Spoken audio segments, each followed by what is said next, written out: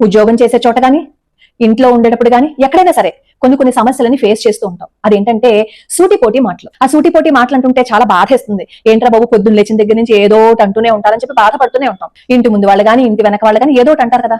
అప్పుడు మనసుకి బాధేస్తుంది. ఎంత పట్టించుకోకూడదు అని అనుకున్నా బాధేస్తుంది మనుషులు కదా. కానీ ప్రాక్టీస్ చేసి చూడండి, పట్టించుకోవడం మానేయండి.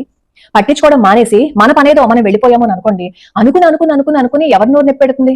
వాళ్ళకి మన మీద అంత కాన్సన్ట్రేషన్ ఉంది. ఏ పని లేకుండా మన మీద అంత కాన్సన్ట్రేషన్ పెట్టి మన కోసం సమయాన్ని వాళ్ళు వెచ్చిస్తున్నారు. నీ కోసం ఇంకొకళ్ళు వాళ్ళ సమయాన్ని నీకు ఇస్తున్నారు, నీ కోసం కేటాయిస్తున్నారు అంటే నువ్వు గెలిచావు అని అర్థం అనమాట. అందుకే ఎవరైనా ఏదైనా అన్నారు అని అనుకోండి, డోంట్ కేర్ మాస్టర్ లా ముందుకు వెళ్ళిపోతే దేన్నైనా సాధించగలం. ఎవరైనా మనల్ని అన్నారు అని చెప్పి అక్కడ ఆగిపోయాము అని అనుకోండి, జీవితంలో ఏది సాధించలేం. తామరాకు మీద నీటి బొట్టు అంటారు చూసారా, బురదలో ఉంటుంది ఈ తామరాకు, కానీ కొంచెమైనా బురద అంటుతుందా? అంటదు. మనం కూడా ఈ జీవితం అనే బురదలో తామరాకు లాంటి వాళ్ళం.